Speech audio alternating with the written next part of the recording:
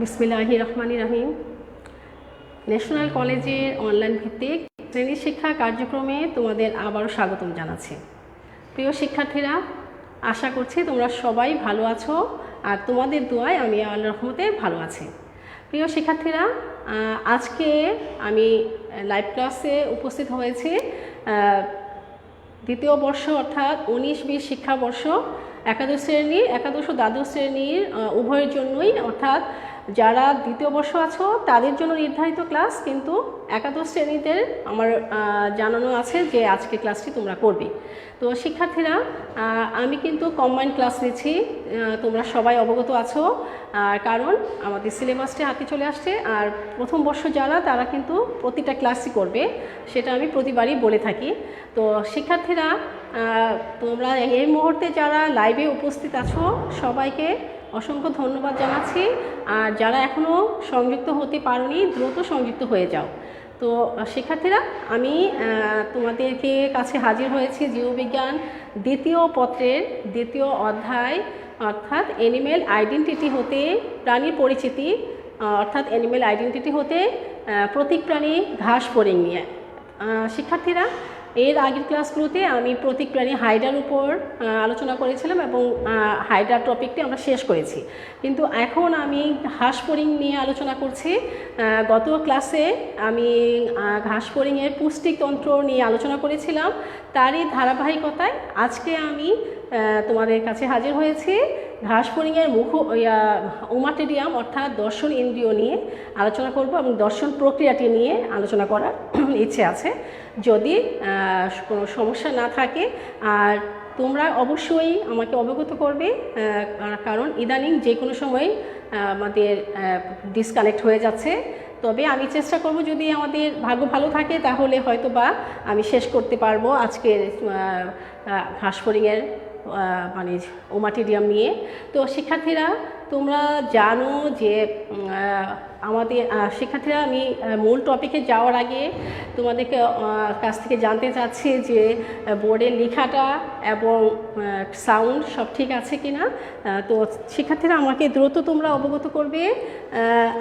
তোমাদের উপস্থিতি খুবই খারাপ, তোমরা আরেকটু সচেতন না হলে কিন্তু কিছুই করা যাবে না। ব্লু হয়ে আছে তাই? আচ্ছা শিক্ষার্থীরা, এখনও কি ব্লু হয়ে আছে? একটু জানিও আমাকে, কতক্ষণ পরপরই ব্লু হয়ে যায়। আচ্ছা, এখনও লেখাটা ব্লু আছে?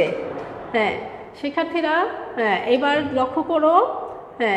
ঠিক আছে, আজকে আমি পড়াবো হচ্ছে ওয়ালাইকুম সালাম সোয়েব আল হাসান। ওয়ালাইকুম সালাম। হ্যাঁ সোয়েব আল হাসান। আচ্ছা ঠিক আছে। তো শিক্ষার্থীরা, তোমরা লক্ষ্য করো, আমি এখন আলোচনা করব ঘাস ফড়িংয়ের।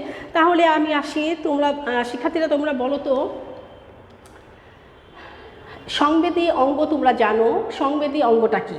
তো শিক্ষার্থীরা, সংবেদী অঙ্গ সম্পর্কে যদি আমরা বলি তাহলে হচ্ছে যে ঘাস ফড়িংয়ের সংবেদী অঙ্গটা কি, অর্থাৎ সেন্সরি অর্গান অফ ঘাস ফড়িং। আমি ঘাস ফড়িংয়ের পুঞ্জাক্ষী নিয়ে আলোচনা করার পূর্বে আগে আমি সংবেদী অঙ্গ নিয়ে একটু আলোচনা করতে চাচ্ছি, তারপরে আমি পুঞ্জাক্ষীর মধ্যে আসবো। তো শিক্ষার্থীরা, তো আমি প্রথমেই তোমাদের কাছে জানতে চাচ্ছি যে sensory organ of glass hopper, এটা আমরা আগে জেনে নিচ্ছি।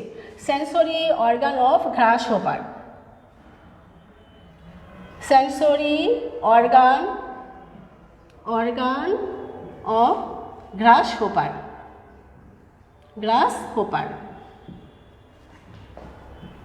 তো শিক্ষার্থীরা, এখন তো বলো তো লেখাটা দেখা যাচ্ছে কি না? সেন্সরি অর্গান অফ, বারবারই ঘোলা হয়ে যাচ্ছে। আচ্ছা, এখন দেখো sensory organ of glass hopper. তো ক্লিয়ার তোমরা দেখতে পাচ্ছ, কিন্তু আমি এখানে ঘোলা দেখতে পাচ্ছি। ঠিক আছে মিস, আচ্ছা থ্যাংক ইউ। আসমা আক্তার, লাবণী, জান্নাত, নাহার, আচ্ছা তানিয়া, ঠিক আছে। তোমরা ক্লিয়ার করবে, এইভাবেই ক্লাস করতে থাকো, দেখা যাক কী করা যায়। Sensory organ of glass hopper অর্থাৎ ঘাস ফড়িংয়ের সংবেদী অঙ্গ। এখন দেখো ঘাস ফড়িংয়ের সংবেদী অঙ্গ। তো আমরা সংবেদী অঙ্গটা কি আগে জেনে নিই। সংবেদী অঙ্গটা কি শিক্ষার্থীরা? সংবেদী অঙ্গটা কি সেটা আমাদের প্রথমেই জানতে হবে। যেমন যেসব গ্রাহক অঙ্গের মাধ্যমে পরিবেশ থেকে প্রাণীদেহে বিভিন্ন আগত বিশেষ উদ্দীপনা, বিশেষ করে স্পর্শ, ঘ্রাণ, স্বাদ, শব্দ, চাপ, তাপ ইত্যাদি যে অনুভূতিগুলো পরিবেশ থেকে আমাদের মধ্যে যে প্রাণীদেহের এবং আলোর তীব্রতা ইত্যাদি যে গৃহীত হয় এবং সেগুলো কি করছে কেন্দ্রীয় স্নায়ুতন্ত্রে প্রেরিত হয় এবং পরবর্তীতে উপযুক্ত প্রতিবেদন সৃষ্টি করে, সেগুলোকেই বলা হচ্ছে সংবেদী অঙ্গ বা জ্ঞানেন্দ্রিয়। তো শিক্ষার্থীরা এগুলো হচ্ছে সংবেদনেন্দ্রিয় বা জ্ঞানেন্দ্রিয়। তো শিক্ষার্থীরা ঘাস ফড়িংয়ের ক্ষেত্রে জ্ঞানেন্দ্রিয় আছে 5 ধরনের, আমরা সেটা জেনে নিই। তাহলে তোমরা লক্ষ্য করো এই সেন্সরি অর্গান হচ্ছে ঘাস ফড়িংয়ের ক্ষেত্রে সেন্সরি অর্গানগুলো হচ্ছে, আমরা যদি দেখি তাহলে হবে স্পর্শ ইন্দ্রিয়, তারপর ঘ্রাণ ইন্দ্রিয়, স্পর্শ ইন্দ্রিয়, ঘ্রাণ ইন্দ্রিয়,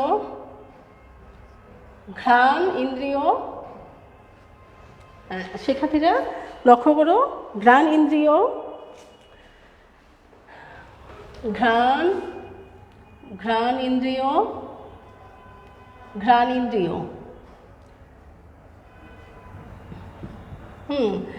আচ্ছা, এই স্পর্শ ইন্দ্রিয়, ঘ্রাণ ইন্দ্রিয়, আর আছে কি, হ্যাঁ বারবার ভোলা, স্পর্শ ইন্দ্রিয়, ঘ্রাণ ইন্দ্রিয়, তারপর আছে স্বাদ ইন্দ্রিয়,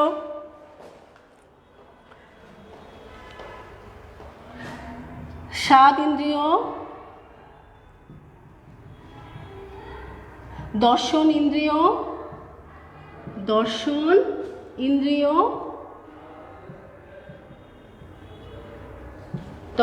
ইন্দ্রিয়, আর আছে শ্রবণ ইন্দ্রিয়। হ্যাঁ, এখন ফাহারিয়া আক্তারি আমি তোমাকে দেখতে পাচ্ছি, হ্যাঁ তোমরা লিখে ফেলো, আমি কিন্তু মুছবো, বোর্ডগুলো মুছবো, আজকে অনেক ইম্পর্টেন্ট পড়া। তো শ্রবণ ইন্দ্রিয়। তো শিক্ষার্থীরা তোমরা লক্ষ্য করো এগুলো হচ্ছে ঘাস ফড়িংয়ের সংবেদী অঙ্গ। শ্রবণ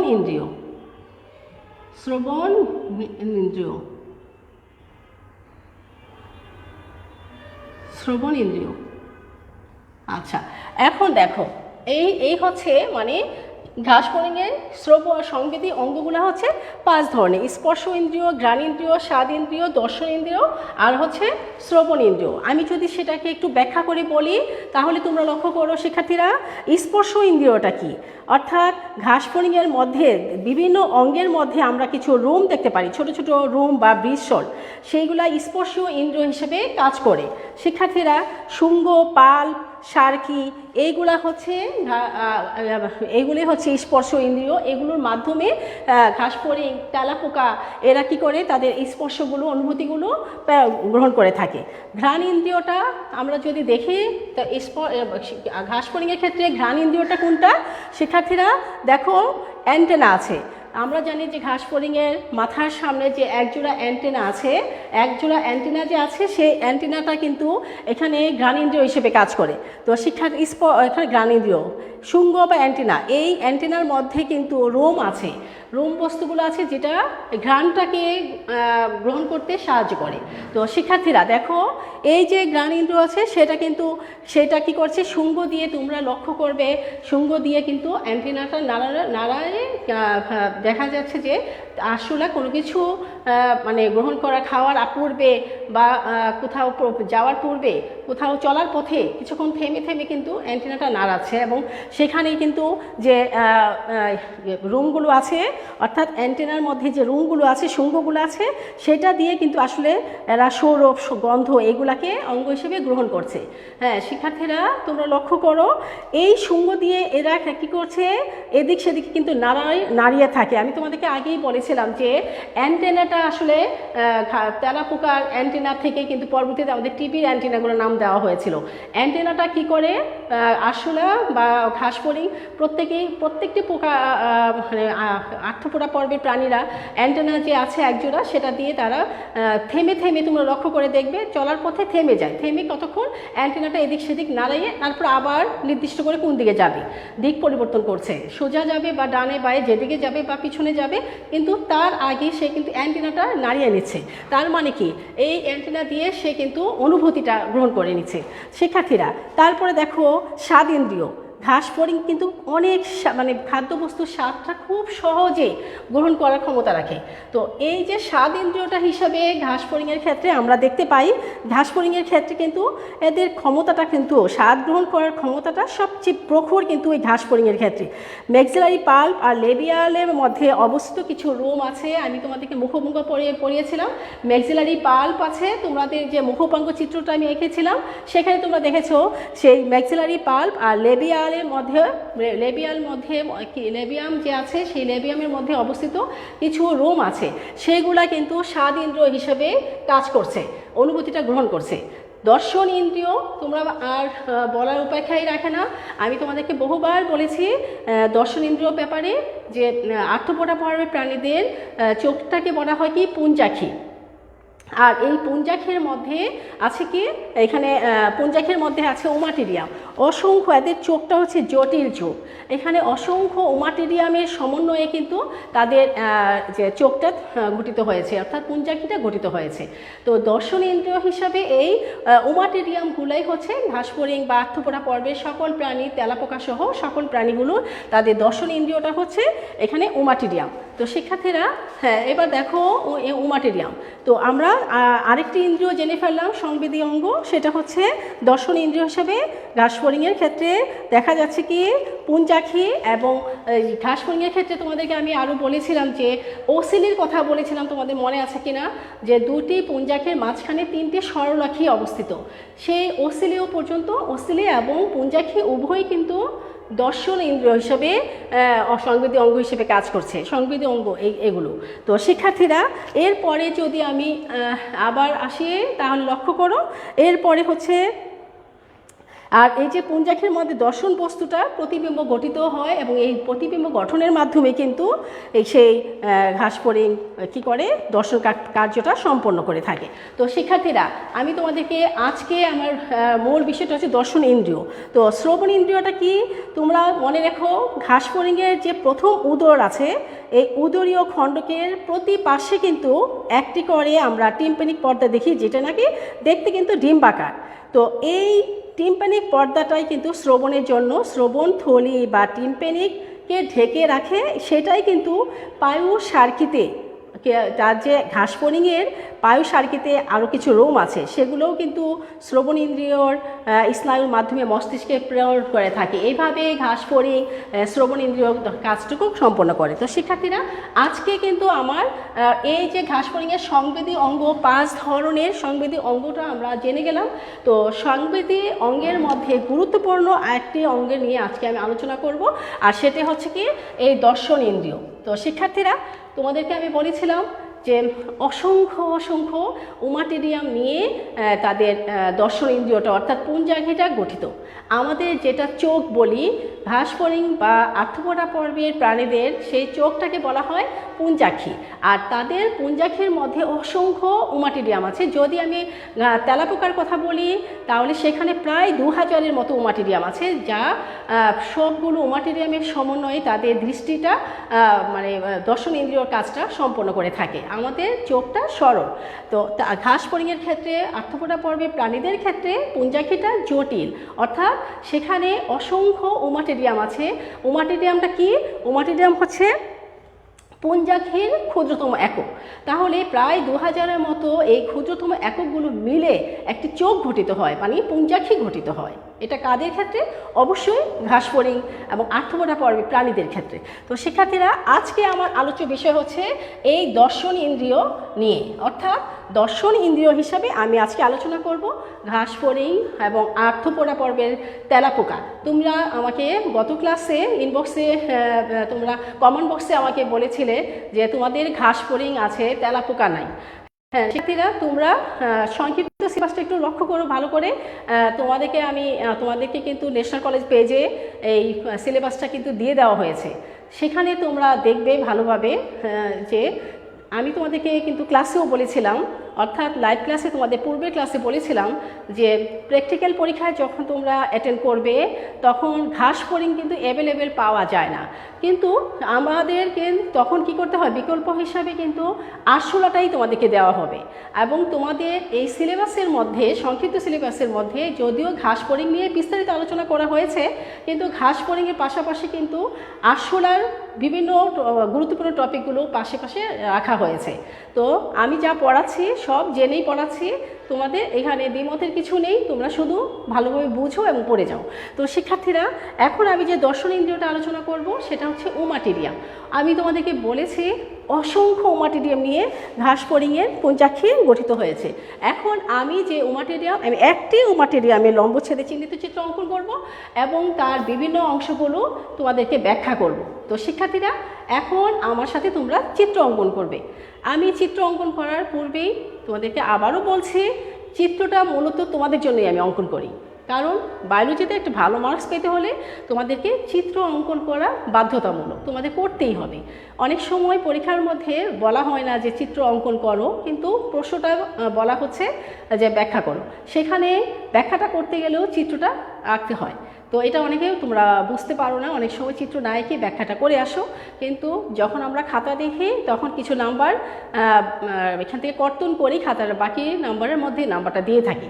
যেমন 4-এর মধ্যে যদি আসে যে ওমাটিরিয়ামের গঠন বর্ণনা করো, এখন একটা উদ্দীপক তৈরি করা হলো এবং সেই উদ্দীপকের মধ্যে ধরো একটা ঘাস ফড়িং এঁকে ঘাস ফড়িংয়ের চোখের মধ্যে একটা লেবেলিং দিয়ে দিয়ে দেওয়া হলো।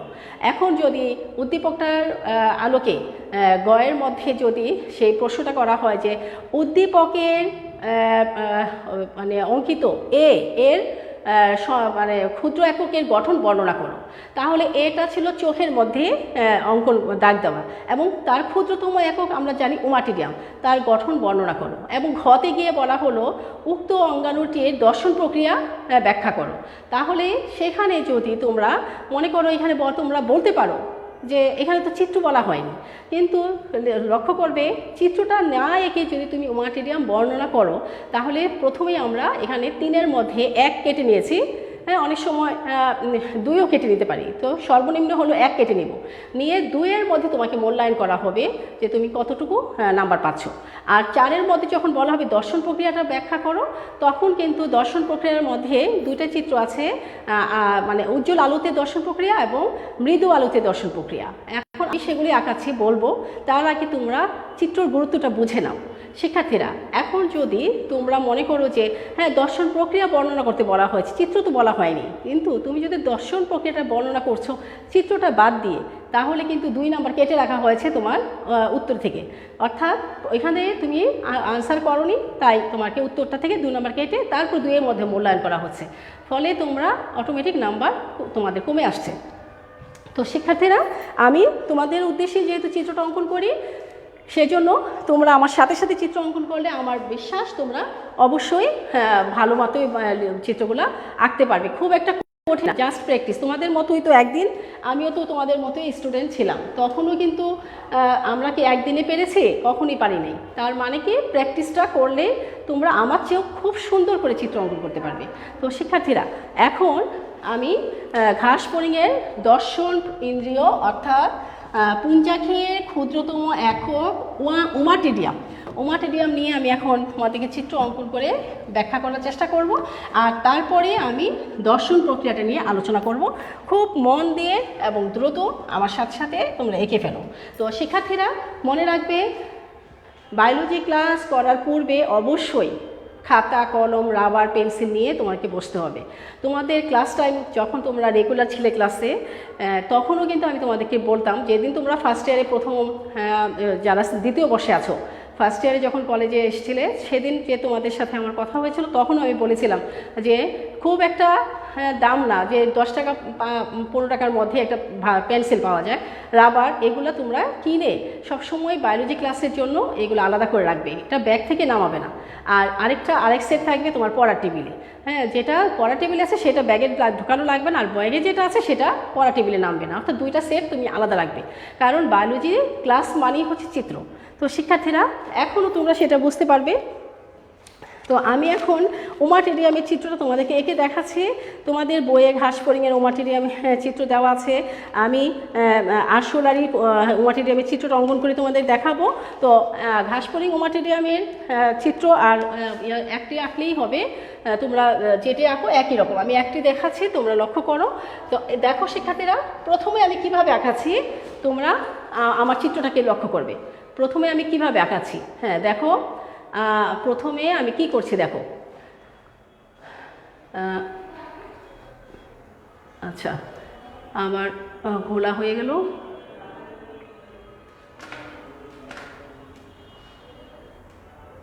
আচ্ছা এবার দেখো, হয়তো বা আবার স্পষ্ট হবে, ততক্ষণে আমরা চিত্রটা এঁকে ফেলি। হ্যাঁ আচ্ছা দেখো শিক্ষার্থীরা, প্রথমে আমি কর্নিয়া আঁকাচ্ছি। আমি কিভাবে কর্নিয়া আঁকাচ্ছি তোমরা লক্ষ্য করো, এইভাবে আঁকো, এইভাবে এইভাবে একটি কর্নিয়া, এটা হচ্ছে কর্নিয়া। কর্নিয়াটা তোমরা এঁকে নাও, এটা এটা হচ্ছে আরশোলার কর্নিয়া। এখন আমি কর্নিয়াটা আঁকার পরে তারপরে আমরা কি করব, কর্নিয়া জেন কোষ আঁকাবো। কর্নিয়া জেন কোষটা তোমরা এইভাবে মনে হবে যেন দুইটা চোখ আঁকাচ্ছি আমরা, হ্যাঁ, দুইটা চোখের মতো দেখাবে, এটা আসলে কর্নিয়া জেন কোষ। হ্যাঁ, কর্নিয়া জেন কোষ। তারপরে দেখো কর্নিয়া আঁকালাম, কর্নিয়া জেন কোষ। কর্নিয়া জেন কোষের পরে আমরা কি করব, এটা হচ্ছে কর্নিয়া। শিক্ষার্থীরা দেখো, এটা হচ্ছে কর্নিয়া, কর্নিয়া, আর এই অংশটা হচ্ছে কর্নিয়া জেন কোষ, কর্নিয়া। আচ্ছা আমি লেবেলিংটা পরে করি, তাহলে তোমাদের সুবিধা হবে। আচ্ছা এখন দেখো, এটা হচ্ছে কর্নিয়া জেন কোষ। এখন আমি কর্নিয়া জেন কোষকে এইভাবে তোমরা মিলিয়ে দাও। আমি যেভাবে আঁকাচ্ছি তোমরা লক্ষ্য করো, এইভাবে করে কর্নিয়া জেন কোষটাকে তোমরা মিলিয়ে দাও। হ্যাঁ শিক্ষার্থীরা, হ্যাঁ দেখো আমি কীভাবে আঁকাচ্ছি, আমার সাথে সাথে আঁকালে আমার মনে হয় তোমরা খুব সহজেই পারবে। এবার দেখো, এবার আমি কি করছি দেখো, ঠিক নাক বরাবর, এই দুইটা চোখের বরাবর আমি মনে করি এটা নাকের মতো, এই নাক বরাবর আমরা এবার একটা তিনকোণা অংশ আঁকাবো, ঠিক আছে? তাহলে শিক্ষার্থীরা দেখো, এই ত্রিকোণটা আঁকা হচ্ছে ক্রিস্টালাইন কোণ আঁকাবো, এটা হচ্ছে ক্রিস্টালাইন কোণ। তাহলে আমি ক্রিস্টালাইন কোণটা এঁকে দিচ্ছি, এটা হচ্ছে ক্রিস্টালাইন কোণ। তাহলে এইটুকু তোমরা তো আঁকতে পারছো, এইটুকু এঁকে নাও। হ্যাঁ দেখো আমি কীভাবে আঁকাচ্ছি, এটা হচ্ছে ক্রিস্টালাইন কোণ। এবার ক্রিস্টালাইন কোণের পরে আমরা কি করব, এইবার দেখো ক্রিস্টালাইন কোণ আঁকাচ্ছে। হ্যাঁ এবার দেখো শিক্ষার্থীরা, হ্যাঁ এইটুকু তোমরা আগে এঁকে নাও। এঁকে নেওয়ার পরে আমি তোমাদেরকে দেখাচ্ছি ক্রিস্টালাইন কোণটা যদি আরেকটু সরিয়ে আঁকি তা একটু ভালো হয়, তোমাদের ছোট দেখাচ্ছে এটা। হ্যাঁ এটা হচ্ছে ক্রিস্টালাইন কোণ, একটু আমার বোর্ডে আর একটু বড় করে আঁকাই, তোমাদের ছোট লাগবে, বুঝতে পারবে না। আচ্ছা ঠিক আছে, এটা হলো ক্রিস্টালাইন কোণ। তো ক্রিস্টালাইন কোণটা আঁকার পরে তারপরে আমরা কি করব, এবার এখান থেকে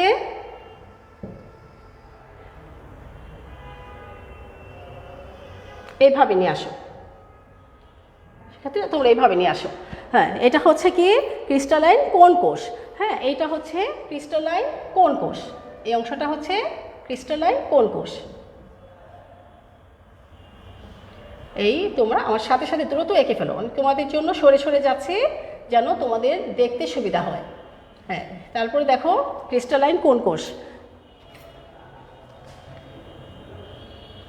এইভাবে করে এটা হচ্ছে ক্রিস্টালাইন কোণ কোষ।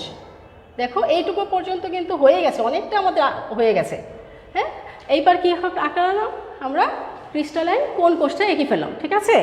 এইবার দেখো, এইবার আমি একটা র্যাবডোম আঁকাবো, র্যাবডোম আঁকাবো। র্যাবডোমটাকে ঠিক এইভাবে নিয়ে এইভাবে করে এইভাবে নাও, এবং এটা নিচে এই অংশটা হচ্ছে ভিত্তি পর্দা, ভিত্তি পর্দা, এবং এই ভিত্তি পর্দাটা তোমরা এইভাবে এঁকে ফেলো। আচ্ছা তাহলে র্যাবডোমটাও আমাদের আঁকা শেষ। এখন আমি কি করব, র্যাবডোম আঁকা শেষ, এখন আমরা ক্রিস্টালাইন কোন আঁকাচ্ছি, এবার আমি পিগমেন্ট আবরণটা আঁকাবো। তাহলে এই পাশ থেকে তোমরা এবার নিয়ে মিলিয়ে দাও, ঠিক এই পাশ থেকে নিয়ে এটা মিলিয়ে দাও। এটা হচ্ছে পিগমেন্ট আবরণী, এগুলো হচ্ছে পিগমেন্ট আবরণী। আচ্ছা, এবার দেখো এই পর্যন্ত আঁকা হয়ে গেলে এবার আমি তোমাদেরকে দেখাচ্ছি এবার আমি কি আঁকাবো। এবার র্যাবডোমটা আঁকা শেষ। র্যাবডোমটা আমরা যদি একটু কালো করে দিই তো দেখতে একটু ভালো লাগবে। র্যাবডোমটাকে আমরা কালো করে দিতে পারি, তোমাদের পেন্সিলের শেড দিয়ে এটাকে একটু কালো করে দিবে। হ্যাঁ, এই র্যাবডোমটাকে পেন্সিলের শেড দিয়ে এটাকে কালো করে দিবে। দ্রুত করো, আমার অনেক কিছু পড়াতে হবে তোমাদের, কিন্তু আগামীকাল সিটির জন্য আসতে হবে। এই অংশ থেকে তোমাদের যা পড়াচ্ছি তা থেকে কিন্তু কোশ্চেন দেওয়া হয়েছে, কাজেই গুরুত্ব দিয়ে তোমরা ক্লাসটি করতে থাকবে। হ্যাঁ, এটা হচ্ছে র্যাবডোম। তো শিক্ষার্থীরা, র্যাবডোমের পরে আমরা রেটিনুলার কোষটা এঁকে ফেলবো। তো রেটিনুলার কোষটা আঁকার জন্য আমরা প্রথমে কিভাবে করব দেখো, আমি তোমাদেরকে দেখাচ্ছি। এইভাবে আগে এঁকে নাও, আগে এইভাবে এঁকে নাও, এইভাবে করে একটা তোমাদের স্কেল আছে হাতে, স্কেল দিয়ে এইভাবে এঁকে নাও। এঁকে নিয়ে এটাকে এইভাবে মিশিয়ে দাও, মাথাটাকে এইভাবে মিশিয়ে দাও, তাহলে সহজ হয়ে যাবে। হ্যাঁ, এখন দেখো এই যে এটার নাম কি, এটা হচ্ছে রেটিনুলার কোষ। আমরা রেটিনুলার কোষটা এঁকে ফেলছি। এবার র্যাবডোমের পরবর্তী অংশটা হচ্ছে এটা র্যাবডোম, এটা হচ্ছে রেটিনুলার কোষ। এখন আমরা কি আসবো, এবার আমরা কি আসবো, রেটিনাল সিট আঁকাবো।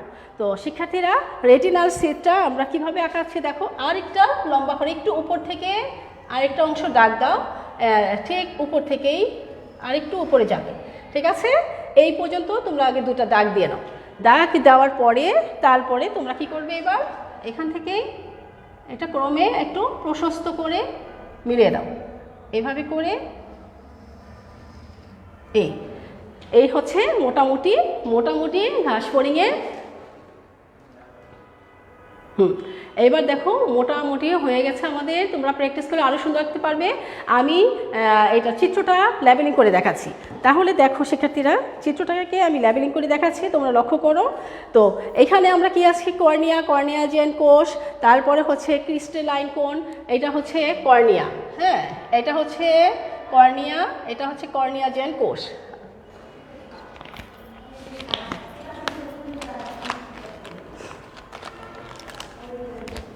আচ্ছা, এখন দেখো শিক্ষার্থীরা, হ্যাঁ এখন দ্রুত শেষ করো।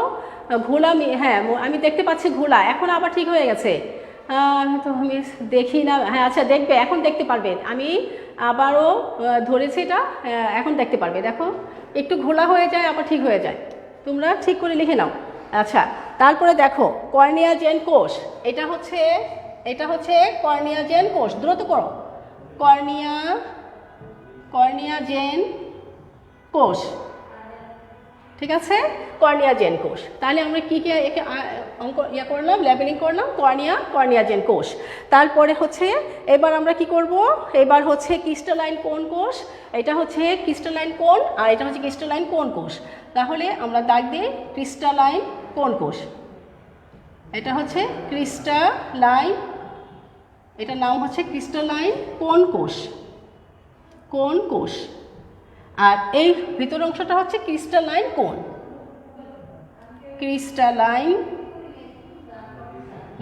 কোন। শিক্ষার্থীরা, তাহলে দেখো মোটামুটি আমাদের অনেকটাই এঁকে ফেলেছি। আইরিস পিগমেন্ট আবরণ হচ্ছে এটা, তোমরা দেখতেই পাচ্ছ, এই অংশটার নাম হচ্ছে আইরিস পিগমেন্ট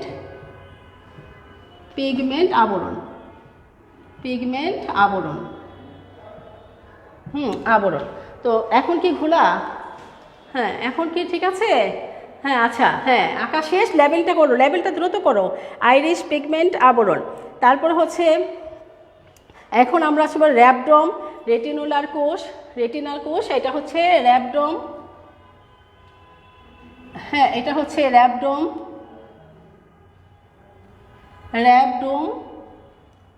তারপরে হচ্ছে এটা হচ্ছে রেটিনাল কোষ,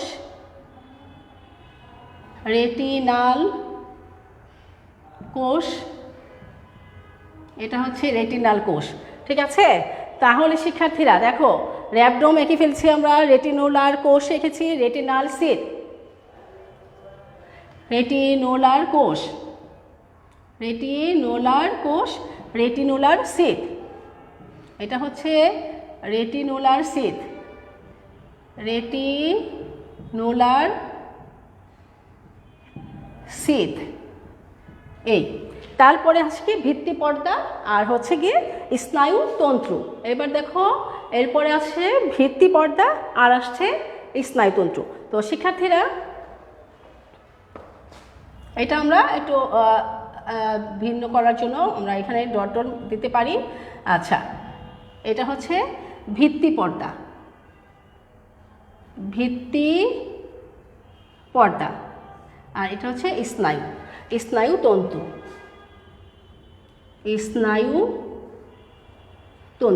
শিক্ষার্থীরা চিত্রটা নিচে লিখলাম না, পাশে লিখে দিচ্ছি আমি। চিত্রটা হচ্ছে কি একটি ওমাটিডিয়াম। তো শিক্ষার্থীরা এটি হচ্ছে একটি ওমাটিডিয়াম তেলাপোকা, একটি ওমাটিডিয়াম হচ্ছে একটি ওমাটিডিয়াম, ডিয়াম, এটা হচ্ছে ব্রেকেটে লিখে দাও তেলাপোকা, তেলাপোকা, ঘাসফড়িং তেলাপোকা তো একই রকম। হ্যাঁ, তেলাপোকা, খুব একটা পার্থক্য নেই। এই তাহলে আমরা কি দেখতে পেলাম শিক্ষার্থীরা? এখন দেখো, হ্যাঁ এখন দেখো আমি যদি এবার যদি আমি এই পাশে যদি আরেকটা জিনিস অঙ্কন করি তাহলে বুঝতে পারবে, সেটা হচ্ছে যে ক্রিস্টালাইন কোণ। তোমরা এখানে দেখতে পাচ্ছ যে ক্রিস্টালাইন কোণ, এই ক্রিস্টালাইন কোণটাকে যদি আমরা প্রস্থচ্ছেদ করি, এটা জায়গায় যদি আমরা প্রস্থচ্ছেদ করি তাহলে আমরা কি কি পাবো? তো শিক্ষার্থীরা আমি ক্রিস্টালাইন কোণটাকে আমি এই পাশে আঁকাচ্ছি, কারণ ও পাশে আমি আরও দুটো ছবি আঁকাবো। তাই ক্রিস্টালাইন কোণের ছবিটা দেখো শিক্ষার্থীরা। তো প্রথমে আমরা এভাবে আঁকতে পারি, হ্যাঁ, তারপরে হচ্ছে এই ক্রিস্টালাইন কোণটাকে আমরা এই যে দেখো প্রস্থচ্ছেদ করলে আমরা এরকম একটা অংশ পাবো, এবং লেবেলিং করলে বুঝতে পারবো সেটার মধ্যে কি কি আছে। তাহলে শিক্ষার দূরত্ব করে ফেলো। হ্যাঁ, এখন দেখো ক্রিস্টালাইন কোণের খুবই সোজা। এই এখন আমি যদি লেবেলিং করে দেখাই তাহলে তোমরা বুঝতে পারবে যে এখানে কি কি অংশ ছিল। দেখো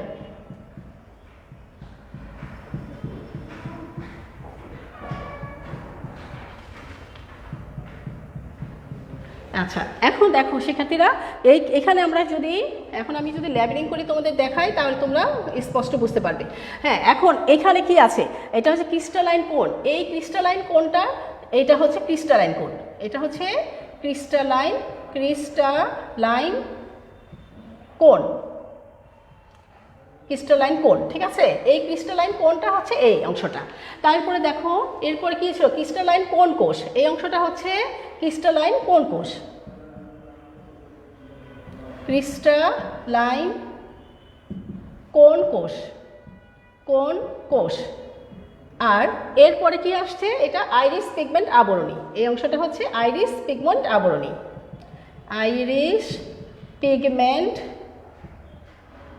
আবরণী। তো শিক্ষার্থীরা এখন আমি আবরণী, এখন আমি আরেকটি অংশের প্রস্থচ্ছেদ চিহ্নিত চিত্র অঙ্কন করব। সেটা এখন যেটা আঁকালাম সেটা কি শিক্ষার্থীরা? এটা হচ্ছে ক্রিস্টালাইন কোণ কোষ প্রস্থচ্ছেদ। এই চিত্রটা হচ্ছে ক্রিস্টালাইন কোণ কোষের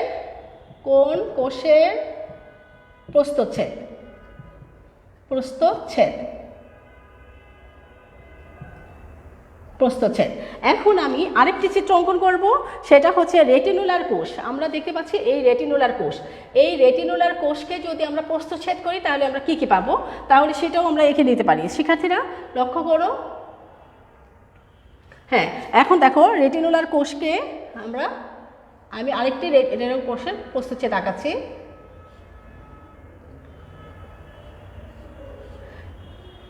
দ্রুত এঁকে ফেলো, কঠিন না বেশি।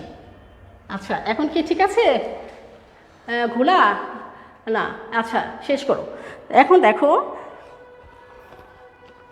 তারপরে আমরা আরেকটি অংশ এঁকে দিই, দ্রুত করো, সময় অনেক কম। আচ্ছা, এখন দেখো আমরা যদি লেবেলিং করি তাহলে আমরা কি কি পাচ্ছি? এটা হচ্ছে কি, এটা হচ্ছে রেটিনোলার কোষ প্রস্থচ্ছেদ। চিত্র হচ্ছে রেটিনোলার কোষের প্রস্থচ্ছেদ। আচ্ছা, এখন দেখো রেটিনোলার কোষের প্রস্থচ্ছেদে আমরা কি পাচ্ছি? আমরা পাচ্ছি রেটিনোলার কোষ, তারপর হচ্ছে র্যাবডোম, এই অংশটা হচ্ছে র্যাবডোম, এটা হচ্ছে র্যাবডোম, তারপরে হচ্ছে এটা হচ্ছে কি রেটিনোলার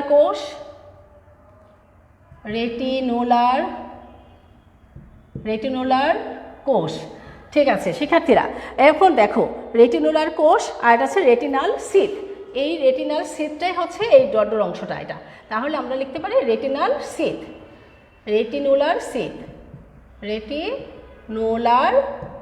সিথ। এই এখন শিক্ষার্থীরা তোমরা হ্যাঁ চিত্রটার সাথে মিলিয়ে এবার বুঝে নাও, তোমরা দ্রুত বুঝে নাও। দেখো চিত্রের মধ্যে আমরা কি দেখতে পাচ্ছি। প্রথমত আমরা দেখতে পাচ্ছি কর্নিয়াটা কীরকম দেখতে, এটা কিন্তু বর্ণহীন। আমি কিন্তু কর্নিয়াটা এখানে কিন্তু কোনো শেড দেই নাই, সেটা বর্ণহীন বোঝানোর জন্যই আমি এখানে কোনো শেড ব্যবহার করি নাই। তার মানে কর্নিয়াটা হচ্ছে, আমরা যদি কর্নিয়ার বৈশিষ্ট্যটা দেখি তাহলে আমরা কি দেখতে পারবো, কর্নিয়াটা কিন্তু তোমরা দেখে নাও, কর্নিয়াটা কিন্তু বর্ণহীন, আর এটা কিন্তু উত্তল আর 6 কোণ আকার। তোমরা স্পষ্ট দেখতে পাচ্ছ এটা কিন্তু 6 কোণ আকার। হ্যাঁ ঠিক আছে, এবং কিউটিকল দ্বারা আবৃত, এটার আবরণটা হচ্ছে কিউটিকল যুক্ত।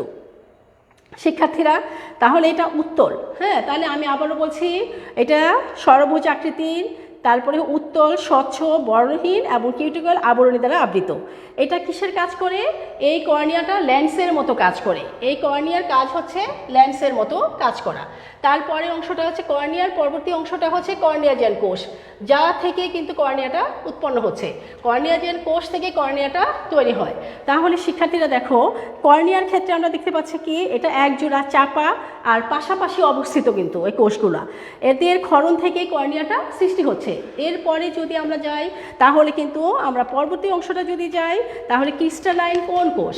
এখন আমার কর্নিয়াটাও শেষ, এখন আমি ক্রিস্টালাইন কোন কোষ নিয়ে আলোচনা করছি। তোমরা ছবিটাতে আবার দেখো ক্রিস্টালাইন কোন কোষের বৈশিষ্ট্যটা কি। এই কর্নিয়াজেনের ঠিক একটু নিচেই কিন্তু ক্রিস্টালাইন কোন কোষটা অবস্থিত। এই ক্রিস্টালাইন কোন কোষ কিন্তু 4টি দীর্ঘ কোষ আছে এখানে ক্রিস্টালাইন কোন কোষে এখানে 4টি দীর্ঘ, এখানে আমাদের বোঝা যাচ্ছে না কিন্তু এটা 4টি, এটা দীর্ঘ এবং সংখ্যায় 4টি, এটি লম্বা এবং এটা হচ্ছে 4টি। তো শিক্ষার্থীরা দেখো, এটা কি, এটা মধ্যবর্তী স্থানে কিন্তু শিক্ষার্থীরা ক্রিস্টালাইন কোন কোষটা দেখো, এদের কোষের ক্ষরণ থেকেই কিন্তু ক্রিস্টালাইন কোন তৈরি হয়। আমি আবারও বলছি, ক্রিস্টালাইন এই কোন কোষের ক্ষরণ থেকে এই ক্রিস্টালাইন কোনটা তৈরি হচ্ছে। তাহলে ক্রিস্টালাইন কোন কোষটা কি, এটা লম্বা এবং সংখ্যায় 4টি এবং এটি কর্নিয়াজেন কোষের নিচে অবস্থিত। তাহলে ক্রিস্টালাইন কোন কোষটা হচ্ছে কর্নিয়াজেন কোষের নিচে, হ্যাঁ লম্বা এবং সংখ্যায় 4টি যে আমরা কোষগুলো দেখতে পাচ্ছি সেটা হচ্ছে ক্রিস্টালাইন কোন কোষ। এই ক্রিস্টালাইন কোন কোষ থেকে তৈরি হচ্ছে, এদের মিশ্রিত ক্ষরণ থেকেই ক্রিস্টালাইন কোন তৈরি হচ্ছে। এখন আমি আসছে ক্রিস্টালাইন কোনটা কি। এখন যদি আমরা ক্রিস্টালাইন কোণের বর্ণনা দেই তাহলে আমরা কিভাবে বলবো? শিক্ষার্থীরা তোমরা চিত্রতে দেখতে পাচ্ছ এই ক্রিস্টালাইন কোনটা কিন্তু একদম ত্রিকোণ আকার, হ্যাঁ মুচাকৃতি, অনেকটা মুচাকৃতি, এবং এইটা কিন্তু এদের মধ্যবর্তী স্থানটা আমরা কিন্তু স্বচ্ছ দেখতে পাচ্ছি। হ্যাঁ এটা থেকে এই কোষ থেকে নিঃসৃত রসে কিন্তু ক্রিস্টালাইন কোণ তৈরি হয়। এটা কি কাজ করে? ক্রিস্টালাইন কোণ অবশ্যই প্রতিসরণশীল অঙ্গ হিসাবে এইটা কাজ করে, যা ওমাটেরিয়ামের মধ্যে আলো প্রবেশের ক্ষেত্রে গুরুত্বপূর্ণ কাজ করে থাকে। আর ওমাটেরিয়ামের মধ্যে আলোটা প্রবেশ করার জন্য এই ক্রিস্টালাইন কোণ গুরুত্বপূর্ণ ভূমিকা পালন করছে। শিক্ষার্থীরা আইরিস রঞ্জন আবরণীটা যদি আমরা এখন দেখি, তোমরা দেখতে পাচ্ছ এখানে পিগমেন্ট যুক্ত। এটা আইরিস পিগমেন্ট আবরণীটা কোথায়? ক্রিস্টালাইন কোন কোষের পরবর্তী অংশটাই হচ্ছে আইরিস পিগমেন্ট আবরণী। এই আইরিস পিগমেন্ট আবরণীটাও কিন্তু এখানে কিন্তু এটা দীর্ঘ এবং রঙিন কোষ। এই আইরিস পিগমেন্ট আবরণীটা রঙিন কোষের বোঝানোর জন্যই আমি এই চিহ্নটা ব্যবহার করেছি, ডট ডট চিহ্নটা। তাহলে তোমরা বুঝে নিও আইরিস পিগমেন্ট আবরণটা কিন্তু অবশ্যই রঙিন একটি বস্তু। তো শিক্ষার্থীরা হ্যাঁ, এবার দেখো আইরিস পিগমেন্ট আবরণীটা কীরকম, এটা রঙিন বস্তু। কারণ কি, এই আইরিস পিগমেন্ট আবরণীটা কিন্তু উজ্জ্বল তীব্র আলোতে এটা প্রসারিত হয়ে কোষগুলোকে সম্পূর্ণভাবে আবৃত করে রাখে। এই আইরিস পিগমেন্ট আবরণীটা যখন উজ্জ্বল আলোতে, দিনের আলোতে, ঘাসফড়িং আরশোলা দর্শন কৌশলের ক্ষেত্রে এই আইরিস পিগমেন্ট আবরণীটা উজ্জ্বল আলোতে সেটা কি কাজ করছে, উজ্জ্বল আলোতে কিন্তু সেটা প্রসারিত হয়ে যায়, শিক্ষার্থীরা প্রসারিত হয় এবং কোন কোষগুলোকে সম্পূর্ণভাবে সেটা আবৃত করে রাখে। তাহলে দেখো এটা কোন কোষগুলোকে সম্পূর্ণভাবে আবৃত করে রাখবে, এটা উজ্জ্বল আলোতে এটা প্রসারিত হয়। ঠিক একইভাবে এটা যখন মৃদু আলোতে এটা সংকুচিত হয়, মৃদু আলোতে উল্টো কাজ করে, তখন এই ক্রিস্টালাইন কোন কোষগুলো সংকুচিত হয়ে আসে। যখন এটা ক্রিস্টালাইন কোন কোষটা যখন সংকুচিত হয়ে আসে তখন কি হয়, তখন কিন্তু এটা উন্মুক্ত হয়ে যায়, অর্থাৎ সেই সময় কিন্তু এটা আংশিক তো উন্মুক্ত থাকে, মৃদু আলোতে সংকুচিত হয়ে এটা আংশিক উন্মুক্ত থাকে। এরপরে যদি আমরা আসি রেটিনুলার শীথ, তোমরা দেখতেই পাচ্ছ এই রেটিনুলার শীথের কথা আমি বলছি, চিত্রটা থেকে মিলিয়ে নাও। রেটিনুলার শীথ কী কাজ করছে, এটা কোথায় অবস্থিত শিক্ষার্থীরা, চিত্র দেখে বলো কোন কোষগুলার ঠিক নিচে। এই রেটিনুলার শীথের সংখ্যা 7 থেকে 8টি হয়ে থাকে, 7 থেকে 8টি হয়ে থাকে এই রেটিনুলার শীথের সংখ্যাগুলো। এই রেটিনুলার শীথ আমার চিত্রের মধ্যে আমি দুটো দেখিয়েছি, কিন্তু এটা সংখ্যাটা হচ্ছে 7 থেকে 8টি হয়ে থাকে। এই রেটিনুলার শীথগুলো লম্বা, তোমরা চিত্র দেখেই বুঝতে পারছো এই কোষগুলোকে এটা লম্বা, এটার ভিতর কিন্তু নিউক্লিয়াস আছে। আর এটা কি কাজ করে শিক্ষার্থীরা, একদিকে কোন কোষের সাথে আর অন্যদিকে স্নায়ুতন্ত্রের সাথে এটা যুক্ত থাকে, এবং এই সকল কোষের ক্ষরণ থেকে তোমার যে র্যাবডোমটা গঠিত হয়। এই রেটিনুলার শীথের মধ্যে যে কোষগুলো আছে তাদের মিশ্রিত রসেই এই র্যাবডোমটা তৈরি হয় শিক্ষার্থীরা। তাহলে আমরা এটার কাজটা বুঝে নিলাম। এরপরে যদি আমরা আসি, এছাড়াও এটা কিন্তু আলোক সংবেদীও কাজ করে, আলোক সংবেদী হিসেবেও কিন্তু এই রেটিনুলার শীথ কাজ করে। পরবর্তী অংশটা হচ্ছে র্যাবডোম। রেটিনুলার কোষের নিচে কিন্তু রেটিনুলার কোষের এই যে এটা রেটিনুলার শীথ, এর নিচে কি আছে, রেটিনুলার কোষ। রেটিনুলার কোষের নিচে অবস্থিত হচ্ছে র্যাবডোম। তাহলে আমি এখন তোমাদেরকে যে বর্ণনা করছি সেটা হচ্ছে র্যাবডোম। শিক্ষার্থীরা এবার দেখো র্যাবডোমটা কোথায়, ঠিক ক্রিস্টালাইন কোণের নিচে অবস্থিত। এটা দেখতে কীরকম, অবশ্যই প্রলম্বিত, স্বচ্ছ, হ্যাঁ। এবং এই র্যাবডোমটা কিন্তু এটা কিন্তু কি হয়, এখানে এইটা অনুপ্রস্থভাবে কিন্তু রেখাম্বিত। শিক্ষার্থীরা এই র্যাবডোমকে ঘিরে কিন্তু রেটিনুলার কোষগুলো অবস্থিত, আর যার ক্ষরণ থেকে কিন্তু এই র্যাবডোমটা গঠিত হয় এবং পুষ্ট হয় রেটিনুলার থেকেই, ঠিক আছে শিক্ষার্থীরা। রেটিনুলার কোষগুলোর ক্ষরণ থেকেই এটা পুষ্টি লাভ করে এবং উৎপন্ন হয় এই র্যাবডোমটা। তাহলে এখন আমরা র্যাবডোমের কাজ কি, এই র্যাবডোমের কাজটা আমরা বুঝে নিই। র্যাবডোমটা কি কাজ করে, এর মাধ্যমে আলোটা গৃহীত হয় শিক্ষার্থীরা। রেটিনুলার রঞ্জন আবরণী, এবার আমরা আসছি রেটিনুলার রঞ্জন আবরণীর ক্ষেত্রে, সেটা কি শিক্ষার্থীরা, রেটিনুলার কোষকে ঘিরে রঞ্জকময় কোষে ঘটিত যে কালো একটি পর্দা আমরা দেখতে পাচ্ছি সেটাই হচ্ছে রেটিনুলার আবরণ, ঠিক আছে। এটা কিন্তু ওমাটিডিয়াম, এই আবরণটা প্রত্যেকটি ওমাটিডিয়ামকে আমরা জানি যে প্রায় 2000-এর মতো ওমাটিডিয়াম থাকে। একটি ওমাটিডিয়াম থেকে আরেকটি ওমাটিডিয়ামকে পৃথক করে রাখার জন্য এই রেটিনাল রঞ্জন আবরণটা কাজ করে। এই পর্দার রঞ্জন আবরণগুলো তীব্রতার উপর কিন্তু নির্ভর করে এবং বিভিন্ন দিকে এটা সঞ্চালিত হয়। তো শিক্ষার্থীরা এবার যদি আমরা আসি ভিত্তি পর্দা, অর্থাৎ রেটিনুলার কোষ থেকে স্নায়ুতন্ত্র, আমরা দেখছি যে ওমাটিডিয়ামটা যে পাতলা পর্দার উপরে, এই ওমাটিডিয়ামটা একটা পাতলা পর্দার উপর অবস্থান করছে। যে পাতলা পর্দার উপরে ওমাটিডিয়ামটা অবস্থান করছে তার নাম হচ্ছে ভিত্তি পর্দা। তাহলে যে পাতলা পর্দার উপর এই ওমাটিডিয়ামটা অবস্থান করছে তার নামই হচ্ছে ভিত্তি পর্দা। তো শিক্ষার্থীরা এই ভিত্তি পর্দাটা তাহলে কী কাজ করে, এটা কি করছে, সম্পূর্ণ ওমাটিডিয়ামটাকে ধারণ করে রাখছে, এটি হলো তার গুরুত্বপূর্ণ কাজ। হ্যাঁ শিক্ষার্থীরা আর বেশি যাব না, আমার আরও অনেক অংশ ছিল, তা আগামী ক্লাসে আমাকে বোঝাইতে হবে। তারপর হচ্ছে আমরা স্নায়ুতন্ত্রে আসি। তো স্নায়ুতন্ত্রটা কি, প্রতিটা রেটিনুলার কোষ থেকে স্নায়ুতন্ত্রগুলো বের হবে এবং অপটিক স্নায়ুর সাথে যুক্ত হবে এই স্নায়ুতন্ত্রগুলো। শিক্ষার্থীরা তাহলে তোমরা তো ভালো করেই জানো যে স্নায়ুতন্ত্র আমাদের কী কাজ করে। তো এই স্নায়ুতন্ত্রগুলো ওমাটিডিয়ার মাধ্যমে গৃহীত প্রতিবিম্বটাকে মস্তিষ্কে প্রেরণ করা হচ্ছে এই স্নায়ুতন্ত্রের কাজ। ঠিক আছে, মস্তিষ্কে প্রেরণ করার কাজ হচ্ছে এই স্নায়ুতন্ত্র। তো শিক্ষার্থীরা আজকে আমার টার্গেট ছিল যে ঘাসফড়িংয়ের ওমাটেরিয়ামের গঠন এবং আসলে ওমাটেরিয়ামের গঠন বর্ণনা করব এবং দর্শন প্রক্রিয়াটা আলোচনা করব। তোমরা আমাকে কমেন্ট বক্সে লিখে জানাচ্ছ যে তোমাদের ইংলিশ ক্লাস শুরু হয়ে গেছে, তাহলে তোমাদের এখন ইংলিশ ক্লাসটাও জরুরি। তাই আমি আর ঘাসফড়িংয়ের যে দর্শন প্রক্রিয়াটা উজ্জ্বল আলোতে এবং মৃদু আলোতে তারা কিভাবে দর্শন প্রক্রিয়াটা সম্পন্ন করে সেটা আর আলোচনায় গেলাম না। তাহলে পরবর্তী ক্লাসে যদি সম্ভব হয় আগামী ক্লাসে আমি ঘাসফড়িংয়ের ওমাটেরিয়ামের যে মাধ্যমে যে দর্শন প্রক্রিয়াটা সম্পন্ন করে সেটি নিয়ে আলোচনা করব। আর হচ্ছে দর্শন প্রক্রিয়া অর্থাৎ এখানে আমরা একটা পার্থক্য নিয়েও আলোচনা করতে পারি, সেটা পুঞ্জাক্ষী আর সরলাক্ষী। আমাদের আর্থ্রোপোডা পর্বের প্রাণীদের চোখটা পুঞ্জাক্ষী আর আমাদের যে সরলাক্ষী, এই দুইটার মধ্যে তুলনা করব। আর এর পরবর্তীতে আমরা আরও নতুন কিছু নিয়ে আলোচনা করব। তবে আগামী ক্লাসে আশা করি আমার এই অংশটা শেষ করতে হবে, কারণ তোমাদের সিটির জন্য খুবই গুরুত্বপূর্ণ এই অধ্যায়গুলো। তো শিক্ষার্থীরা যেহেতু ক্লাসটি আরেকটি ক্লাস আরম্ভ হয়ে গেল, তাই আজকের মতো আমি এখানেই বিদায় টানছি। তোমরা অবশ্যই শুধু আমি চিত্র আঁকলে হবে না, তোমাদের জন্য যেহেতু আমার ক্লাস, তোমরা অবশ্যই চিত্রটা আরও প্র্যাকটিস করবে। যদি একবারে না পারো তাহলে ক্লাসটা বারবার দেখে দেখে প্র্যাকটিস করে নেবে, তাহলে তোমাদের চিত্রটা আরও সুন্দর হবে। অল্প সময়ে পরীক্ষার মধ্যে তোমরা চিত্রটা অঙ্কন করে দ্রুত ব্যাখ্যা করতে পারবে, এই আশা করছি। তো সবাই ভালো থেকো, সুস্থ থেকো, এই কামনা করে আজকের মতো আমি এখানে বিদায় টানছি। আল্লাহ হাফিজ।